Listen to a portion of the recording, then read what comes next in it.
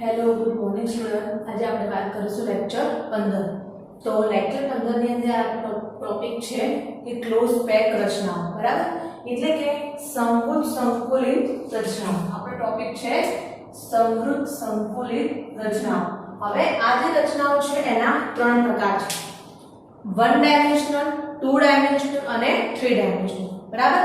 એક પરિમાણીય સમૃદ્ધ સંકુલિત રચના, દ્વિપરિમાણીય સમૃદ્ધ સંકુલિત રચના અને ત્રિપરિમાણીય સમૃદ્ધ સંકુલિત રચના। તો આના ત્રણ પ્રકાર છે। એમાં સૌથી પહેલા જોઈએ કે એક પરિમાણીય સંકુલિત રચના। તો એક પરિમાણીય જે રચના છે એટલે કે આ પ્રમાણે હશે। એક પરિમાણીય ની અંદર આ પ્રમાણે। હવે આમાં શું હશે કે પહેલા તો સમૃદ્ધ સંકુલિત રચનાઓની અંદર અહીંયા આપણે લખ્યું છે સવર્ગાંક। તો સવર્ગાંકનો મતલબ શું થશે? તો સવર્ગાંક એટલે કે એક ગોળો બીજા કેટલા ગોળાઓને સ્પર્શીને ગોઠવાયેલો છે તેની સંખ્યા। સવર્ગાંક એટલે એક ગોળો બીજા કેટલા ગોળાઓને સ્પર્શીને ગોઠવાયેલો છે તેની સંખ્યા, એને આપણે કહીશું સવર્ગાંક। તો આ મેં લીધું છે અહીંયા આ 1 ડાયમેન્શનલ, બરાબર? તો 1 ડાયમેન્શનલ જે છે એક પરમાણુ, તો એક પરમાણુની અંદર આપણે જોઈ શકીએ છીએ કે આ કોઈ પણ એક ગોળો છે। આ એક ગોળો એ બીજા કેટલાને સ્પર્શેલો છે? તો આ ગોળો કોને કોને અડકેલો છે? તો કાને અડેલો છે અને આને અડેલો છે, બરાબર? તો આની અંદર આનો સવર્ગાંક કેટલો થશે? તો આ જે છે એનો સવર્ગાંક થશે 2। સવર્ગાંક કેટલો થશે? 2। બીજી વસ્તુ કે થપ્પીની બાદ। તો થપ્પીની બાદ એટલે શું? તો આમાં સિંગલ જ છે, ઉપર નીચે કશું છે નહીં, એટલે કે 1 ડાયમેન્શનલ જે છે એમાં આપણને થપ્પીની ભાગ તો જોવા મળતી નથી। અહીંયા લખીશું થપ્પીની ભાગ જોવા મળતી નથી। એના પછી દ્વિપરિમાણીય સંકુલિત રચના। એમાં બે પ્રકાર છે: ચોરસ ક્લોઝ પેક અને હેક્સાગોનલ, બરાબર? તો પહેલા હું અહીંયા ડ્રો કરું છું કે અહીંયા મેં એક ફિગર ડ્રો કરેલી છે, બરાબર? હવે આમાં હું ચોરસ દોરું છું તો આ પ્રમાણે દોરીશ। તો આ વચ્ચેનો ગોળો જે છે એ બીજા કેટલા સ્પર્શેલો છે? તો 1 2 3 અને 4। તો આનો સવર્ગાંક થશે 4। હવે તમને હું આમાં બતાવું છું કે આ ચોરસ છે, બરાબર? ચોરસ ક્લોઝ પેક। હવે આ જે પિંક ગોળો છે, બરાબર?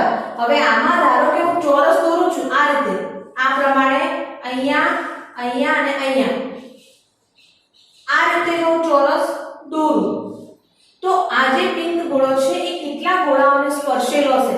તો આ પિંક ગોળો જે છે એ 2 એક આ એક આ, તો 1 2 3 અને 4। તો પિંક ગોળો જે છે એ બાકીના 4 ગોળાઓ સાથે સ્પર્શેલો છે। ફરી આને તમે બરાબર જોઈ લો। પિંક ગોળો જે છે બાકીના 4 ગોળાઓને સ્પર્શેલો છે, તો આ જે છે એનો સવર્ગાંક કેટલો થશે? 4। હવે એમાં થપ્પીની ભાગ છે, તો થપ્પીની ભાગ આપણે કઈ રીતે નક્કી કરીશું? તો અહીંયા સમજી લો। હવે આ જે ગોળાઓનું જે બંધારણ છે, તો જુઓ આ ગોળો છે તો આ ઉપર એનું હેડ, બરાબર? આનું હેડ, આ અને ટેલ। તો વચ્ચેના ગોળાની ટેલ અને આ ગોળાની ટેલ પૂંછડી નીચેનો ભાગ અને આ ગોળાનો ઉપરનો ભાગ બે કમ્પ્લીટ અડે છે। હેડ અને ટેલ એકબીજાને આ રીતે ટચ થાય, બરાબર? હવે અહીંયા શું છે? તો આની ઉપર કમ્પ્લીટ આ ગોળો બંધ બેસે છે, બરાબર? આની ઉપર કમ્પ્લીટ આ ગોળો બંધ બેસે છે। હા, તમને એવું કીધું હોય, ધારો કે હું અહીંયા મૂકું છું તો આમાં આ રચનામાં શું થયું? તો કે આ જે બંને ગોળાઓ છે બંને ગોળાઓના હેડ ઉપર આની ટેલ છે, એટલે આ A B રચના છે। પણ આમાં શું છે? એક ગોળા પર કમ્પ્લીટલી બીજો ગોળો બીજા ઉપર કમ્પ્લીટલી તમે કોઈ પણ ડાયમેન્શનમાં એને રાખીને જોઈ શકો છો। 2 ડાયમેન્શનલ છે એટલા માટે। તો આની અંદર થપ્પીની ભાગ જે છે એ શું થશે? A પ્રકારની। થપ્પીની ભાગ શું થશે? A। હવે સ્મોલ a લો અથવા તો તમે કેપિટલ A લો, જે લેવું હોય તે લઈ શકો। એના પછી છે હેક્સાગોનલ ક્લોઝ પેક રચના। તો હવે જે સ્ફટિક છે એમાં તમારે હેક્સાગોનલ બનાવવાનું।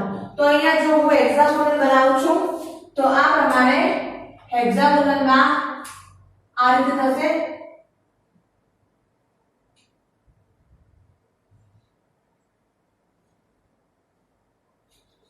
બરાબર? તો આ રીતે તમે હેક્સાગોનલ લેશો તો આ એક ગોળો કે બાકીના કેટલા સાથે કોન્ટેક્ટમાં છે બરાબર તો એક ગોળો છે બાકીના 6 છે હવે જુઓ એમાં આપણે આને સમજીએ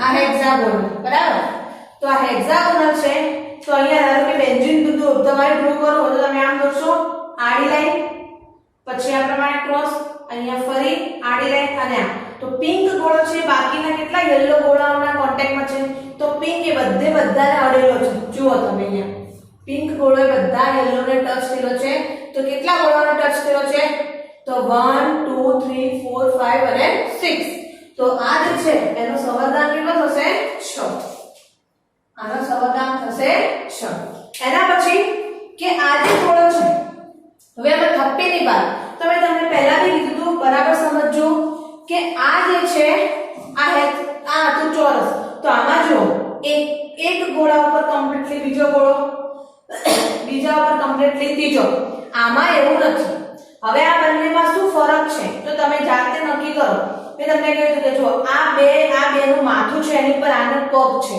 હવે આનું માથું એની પર આ બંનેના પગ તો આમાં રચના કેવી થઈ A B આમાં ડિફરન્સ શું છે મિત્રો ખાસ ધ્યાન રાખજો કે આ જે હેક્સાગોનલ છે બરાબર તો આમાં આ બંને ગોળાઓના માથું એની પર આ પિંકના પગ છે એટલે એની ટેલ છે પછી આ બંનેનું ટેલ એમાં એનું માથું તો આમાં રચના AB આમાં રચના A આમાં કમ્પ્લીટલી વચ્ચે સ્પેસ રચાય છે આમાં સ્પેસ ઓછી રચાશે બરાબર તો આમાં થપ્પીની બાદ જે છે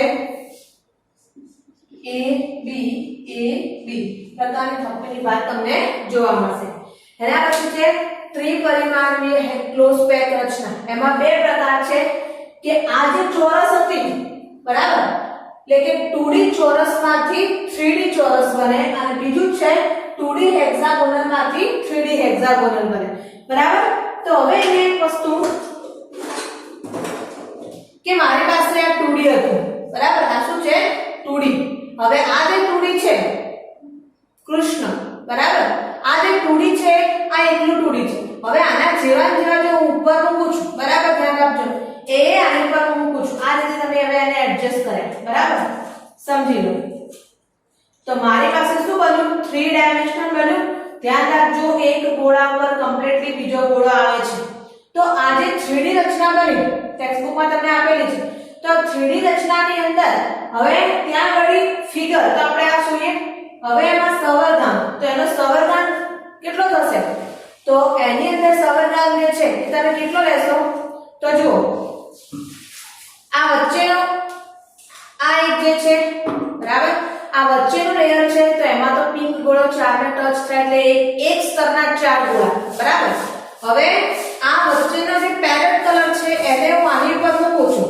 તો આ પિંક ગોળાને યલો ટચ થાય આન્સર આપો ના કેમ નહીં થાય કારણ કે આ વચ્ચે જે ગોળો છે એને પિંક ગોળો ટચ થશે એવી રીતે આ નીચેનો જે પેરેટ છે એને હું અહીંયા મૂકું છું તો શું થશે તો વચ્ચેનો જે બીજા લેયર આને ફર્સ્ટ લેયર કહેવાય આને પ્રથમ સ્તર આને ઉપરનું સ્તર અને આને કહેવાશે નીચેનું સ્તર આને પ્રથમ સ્તર પેરેટ કલરનું જે છે પ્રથમ સ્તર યલો કલરનું છે એ ઉપરનું સ્તર અને પિંક કલરનું છે એ નીચેનું સ્તર તો આપણે શું લખીએ કે પ્રથમ સ્તરના 4 ગોળા ઉપરના સ્તરનો એક ગોળો અને નીચેના સ્તરનો એક ગોળો સમજણ પડી તો આની અંદર આ જે છે તો 4 ઉપરનો એક નીચેનો એક તો 4 ને કેટલો થાય 6 તો આની અંદર સંવર્ધન થશે 6 પણ 6 માં કેટલા ભાગ પડશે કે એક સ્તરના 4 ગોળા એક ઉપરના સ્તરનો એક ગોળો અને નીચેના સ્તરનો એક ગોળો બરાબર તમને ડિટેલમાં પૂછવું હોય કે ભાઈ 6 પણ કેવી રીતે એક સ્તરના 4 ઉપરના સ્તરનો એક નીચેના સ્તરનો એક હવે એમાં થપ્પીની વાત તો સ્વાભાવિક છે ચોરસ છે કે એમાં થપ્પીની વાત સેમ જ રહેશે A તો થપ્પીની વાત એમાં રહેશે A એના પછી છે કે 2D હેક્સાગોનલમાંથી 3D હેક્સાગોનલ તો આમાં બે પ્રકાર જાય છે પહેલું છે પ્રથમ સ્તર પર બીજા સ્તરની ગોઠવણી અને એના પછી છે બીજા સ્તર પર ત્રીજા સ્તરની ગોઠવણી તો આમાં હું પહેલી વાત કરું છું કે પ્રથમ સ્તર પર બીજા સ્તરની ગોઠવણી થાય તો બે પ્રકારના છિદ્ર રચાય. હવે કઈ રીતે?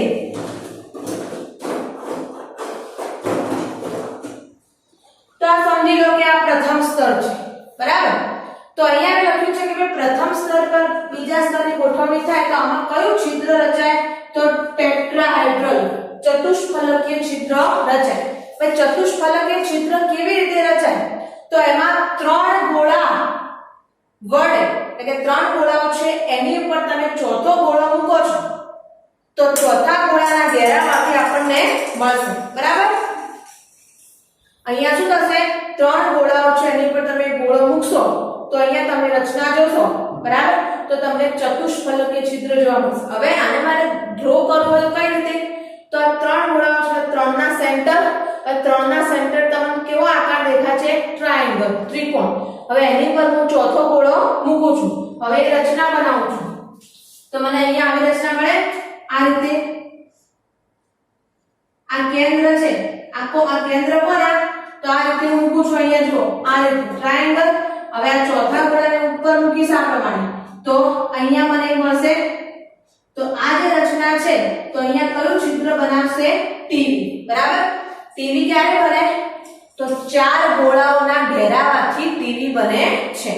શું કીધું છે? પ્રથમ સ્તર પર બીજા સ્તરની ગોઠવણી. તો આ પહેલું સ્તર છે એની પર મેં બીજું સ્તર મૂક્યું અને જે રચના બની એને શું કહેવાશે? ટેટ્રાહેડ્રલ વોઇડ, ચતુષ્ફલકીય છિદ્ર, બરાબર? એના પછી છે અષ્ટફલકીય છિદ્ર. તો અષ્ટફલકીય છિદ્ર જે છે તો અષ્ટફલકીય છિદ્રની અંદર શું લેવાનું આપણે? તો અષ્ટ એટલે આપણે વાત કરીએ છીએ 8 નહીં પણ 6, બરાબર? તો આની અંદર ચાર ગોળાઓના ઘેરાવાથી થશે. આમાં શું થશે? ચાર ગોળાઓના ઘેરાવાથી. આમાં શું થશે? 6 ગોળાઓના ઘેરાવાથી. હવે આમાં કેવી રીતે થશે? તો બંને ટ્રાયેંગલ લેવાના, બરાબર? તો અહીંયા હું લઉં છું એક પિંક. આ ટ્રાયેંગલ છે. હવે આને મારે આ રીતે ઊંધો મૂકવાનો, બરાબર? એક સીધો ત્રિકોણ અને બીજો ઊંધો ત્રિકોણ. હવે આ બને તમે જોશો તો વચ્ચે તમને એક છિદ્રની રચના જોઈશે, બરાબર? આપણે કેમેરામાં એટલું નહીં જોઈ શકાય પણ તમે આવું લાઈવ હોય તો તમે આરામથી આ છિદ્રની રચના જોઈ શકો. આ પ્રમાણે તમારે અરેન્જમેન્ટ કરવાનું. તો અહીંયા હું આ રીતે ડ્રો કરું છું તો સમજી લો કે ઉપર આ રીતે મૂકું છું, બરાબર? તો આ રીતે અહીંયા એક આ ત્રિકોણ એની પર ફરી હું આને આ રીતે ઊંધો મૂકું છું તો આ રીતે, એટલે કે સ્ટાર. આકાશમાં જે સ્ટાર હોય છે, તારો. તો અહીંયા તો આ ઉપરના ત્રણ ગોળા અને નીચેના ત્રણ ગોળા અને આ જે છિદ્રની રચના થાય એને આપણે શું કહીએ છીએ? ઓવી, ઓક્ટાહેડ્રલ વોઇડ, બરાબર? તો આમાં પણ પ્રથમ સ્તર પર બીજા સ્તરની ગોઠવણી થાય એટલે એ છિદ્રની રચના થશે, બરાબર? હવે અહીંયા એક વસ્તુ છે કે આની અંદર કે તમને કીધું છે ધારો કે કોઈ સ્ફટિક છે એમાં છિદ્રની સંખ્યા n છે તો ઓવી કેટલા રહેશે? એના જેટલા. પણ ટીવી થશે 2n. ટીવી કેટલા થશે? 2n. એટલે કોઈ પણમાં ટીવી જે છે ટેટ્રાહેડ્રલ એની સંખ્યા જે છે એ બમણી થઈ જશે, બરાબર? એટલે આ જે છે ફોર્મ્યુલા યાદ રાખજો. OV = 2, OV = n અને TV = 2n. એના પછી બીજા સ્તર પર ત્રીજા સ્તરની ગોઠવણી. એમાં બે પ્રકાર છે કે આ જે છિદ્ર બને છે છિદ્રને ઢાંકતી રચનાઓ. તો પહેલું છે આમાં સવર્તાંક આવશે નહીં. હવે આમાં છે ચતુષ્ફલકીય છિદ્રને ઢાંકતી રચના અને અષ્ટફલકીય છિદ્રને ઢાંકતી રચના. તો આમાં આપણે શું લઈશું? તો ચતુષ્ફલકીય છિદ્રને ઢાંકતી રચના જે છે કયા પ્રકારની હશે? તો આ પ્રકારની, બરાબર? હવે જોઈ લો આ પ્રથમ સ્તર હતું જ, બરાબર? હવે આ જે પ્રથમ સ્તર છે એ પ્રથમ સ્તર પર પહેલા હું શું કરતી હતી? સિમ્પલ એક ગોળો મૂકતી હતી. બધા પિંક ચલો આપણે બીજો કલર લઈએ. આવું છે તો આની પર હું એક મૂકું છું, બરાબર? હવે આ શું છે? તો હેક્સાગોનલ નો ટાઇપ્સ છે અને બે સ્તર ઉપર ત્રીજું સ્તર મૂકવાનું છે. તો આમાં શું થશે? તો હવે હું આ એક ગોળાને બદલે આ હેક્સાગોનલ નો જે વચ્ચેનો ગોળો છે એ અહીંયા ઉપર મૂકું છું આની પર, બરાબર? અને નીચે પણ હું આ રીતે મૂકું છું. તો સમજી લો કે આ જે રચના છે એ આ પ્રકારની છે. સમજો, આ જે રચના છે એ આ પ્રકારની છે. હવે આની અંદર તમે કઈ રીતે લેશો? આમાં તમે કઈ રીતે લેશો? ચલો, આ રચના જે છે આ રચનામાં તમે કઈ રીતે આઈડિયા લેશો? આમાં આપણે સવર્ગાંક નક્કી કરવાના છે. પણ ધારો કે આવું છે, આના પર હું ફરી એક મૂકું છું. આ એક મૂકી, આ રીતે, બરાબર? મેન આપણું આ ત્રણ જ છે, સમજી લો. આ મેન છે. તમે ચોપડીમાં જોશો તો તમને આ પ્રકારની આકૃતિ હશે. ઉપર 3, વચ્ચે 6, નીચે 3. પાછો અહીંયા મારે મૂકવું હોય તો મારે તે ઉપર નીચે અસંખ્ય હેક્સાગોનલ જે છે એને મૂકી શકું છું, બરાબર? હવે આપણે નથી મૂકવું. તો મેન રચના આપણી આટલી છે એટલે હું તમને આમાં સમજાવું છું, બરાબર? સમજી લેજો. હવે આમાં શું સમજવાનું છે કે જુઓ, ઉપર જે ટીવી છે, બરાબર? અહીંયા ટીવી. તો હવે આ જે ટીવી છે એમાં એક સ્તરના કેટલા, આ વચ્ચેનો ગોળો જે છે કેટલા ટચમાં છે? 6. એક સ્તરના 6. હવે પિંક છે, સમજજો. આ પિંક ગોળો છે એને ઉપર હું ધારો કે આમ 3 મૂકું છું તો સ્વાભાવિક છે કે આ 3 આ પિંકને અડેલા હોય. 3 પિંકને સ્પર્શેલા હશે. એટલે આ 6, આ 3. એવી રીતે નીચે આ હું મૂકું છું તો આ જે યલો છે બધા પિંકને અડેલા હોય. હા કે ના? તો આમાં આપણે શું લખીશું? એક સ્તરના 6 ગોળા, બીજા સ્તરના એટલે કે પ્રથમ સ્તરના 6 ગોળા, ઉપરના સ્તરના 3 ગોળા અને નીચેના સ્તરના 3. તો કરો સરવાળો 6 + 3 + 3 તો જવાબ શું આવશે? 12. તો અહીંયા આપણે જે સવર્ગાંક છે આપણને કેવો મળશે? 12. 12 નો 3 ભાગ છે 6, 3 અને 3. જે તમને પેમ્પલેટ આપ્યું છે પીડીએફ માં એમાં લખેલું છે બધું, બરાબર? ડિટેલમાં કેવી રીતે શું લખવાનું. હવે થપ્પીની વાત, તો અહીંયા આપણે જોઈએ થપ્પીની વાત તો કેવી હશે? તો જુઓ, આ બંનેનું માથું એની પર આના પગ, આ પાછું હું અહીંયા આ રીતે મૂકું તો A B A B. થપ્પીની ભાગ કેવી છે? આમાં A B A B. હવે આવી રચના આપણને કઈ ધાતુઓમાં જોવા મળે છે? તો ઝીંક, મેગ્નેશિયમ અને કેલ્શિયમ. એ પ્રમાણે છે અષ્ટફલકીય. હવે અષ્ટફલકીયની અંદર આપણે શું લઈશું? તો આ રીતે અષ્ટફલકીય કેવી રીતે બનતું હતું? તો પ્રથમ સ્તર પર બીજા સ્તરની ગોઠવણી. તો લો આ કરી પ્રથમ સ્તર પર બીજા સ્તરની ગોઠવણી. હવે અહીંયા શું છે કે બીજા સ્તર પર ત્રીજા સ્તરની ગોઠવણી. તો અહીંયા મૂક્યું આ બીજું સ્તર. હવે નીચે શું હશે? એક હેક્સાગોનલ. નીચે શું હશે? એક હેક્સાગોનલ. જો આ રીતની રચના હશે. મેન આ 3 છે, બરાબર? હવે આમાં વેરી કોમ્પ્લિકેટેડ. આમાં શું રચના થપ્પીની ભાગ બનશે? તો A B C એ પ્રમાણે, બરાબર?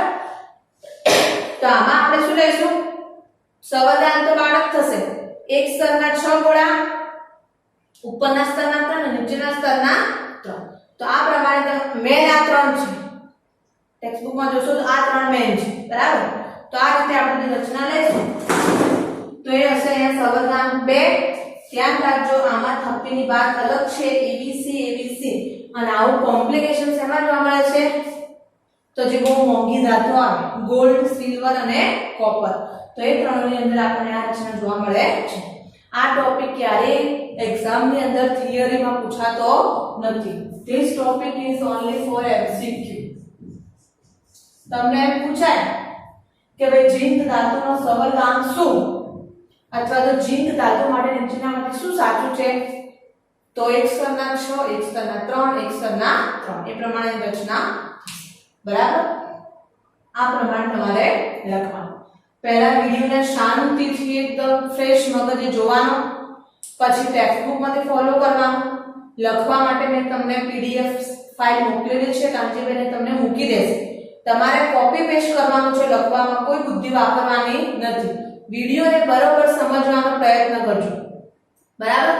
કારણ કે આ જે વસ્તુ છે એ બહુ ઇમ્પોર્ટન્ટ વસ્તુ છે. તો આ ટોપિકને તમારે આ રીતે હેન્ડલ કરવાનો રહેશે. ઓકે?